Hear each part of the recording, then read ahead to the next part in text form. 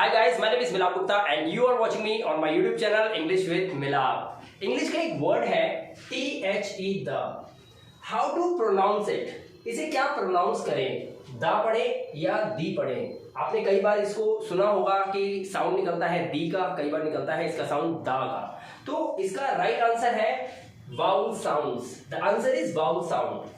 AEIOU English के alphabets होते हैं, लेटर्स होते हैं, उसके अंदर आपने सुना होगा AEIOU, इनको हम बोलते हैं वाउल्स. तो ये जो वाउल्स हैं इसके अकॉर्डिंग ही आप कभी ए लगाते हैं, कभी एन लगाते हैं, राइट? तो आपको पता होगा कि वाउल साउंड को समझते हुए हमें ए और एन को अप्लाई करना चाहिए. इन द सेम वे आपको द या दी बोलना होता है. एग्जाम्पल से समझते हैं. जैसे ए और एन को हम लगाते हैं. एप्पल के लिए हम क्या लगाते हैं? ए एप्पल या एन एप्पल, तो हम बोलते हैं एन एप्पल.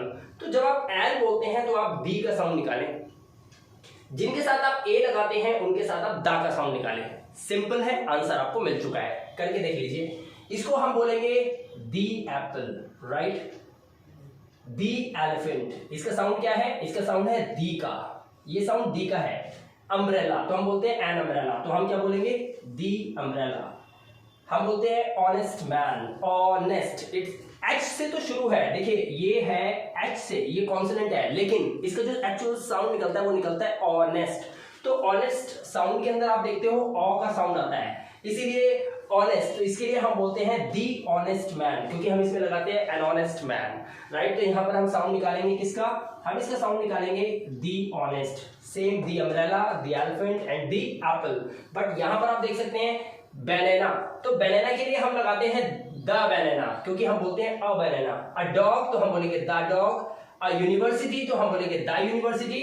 और अ हाउस तो हम बोलेंगे द हाउस. तो इनके साथ आप देख रहे हैं हमने द का यूज किया है और इनके साथ हम यूज करते हैं द का, बट बोलते हैं sound the. The Apple, the elephant, the umbrella, the honest man. अब यहां पर एक है यूनिवर्सिटी. अब आपको लगता होगा सर यू है, वाउल साउंड है, तो वाउल के साथ तो हमें यहाँ पर क्या लगाना चाहिए? हमें एन लगाना चाहिए. नहीं, यूनिवर्सिटी वर्ड जब आप प्रोनाउंस करते हो तो उसका जो साउंड बनता है वो यू से बनता है. आप बोलते हो यूनिवर्सिटी, तो आप यू का साउंड निकालते हो. तो यूनिवर्सिटी के लिए हम ए का यूज करते हैं, एन का यूज नहीं करते, क्योंकि हमारा साउंड हिंदी में आना चाहिए आ ई और ऊ का साउंड आना चाहिए. ऊ का साउंड आना चाहिए, यू का नहीं. यहाँ पे आता है यूनिवर्सिटी, हमें चाहिए ऊ. तो इसीलिए यहाँ पर हम क्या लगाते हैं? यहाँ पर हम ए लगाते हैं. अब जब हम ए लगाते हैं तो इसीलिए हम इसे बोलेंगे द यूनिवर्सिटी. तो आज के बाद आपको दा और दी में कोई इशू नहीं रहेगा. ध्यान सिर्फ इतना रखना है कि दा के बाद लगने वाला वर्ड क्या वाउल साउंड दे रहा है. अगर वो वाउल साउंड दे रहा है तो आपको दी बोलना है, और अगर नहीं दे रहा तो आपको दा बोलना है. इस वीडियो में इतना ही. मिलूंगा आपसे नेक्स्ट वीडियो में. Till then, good bye.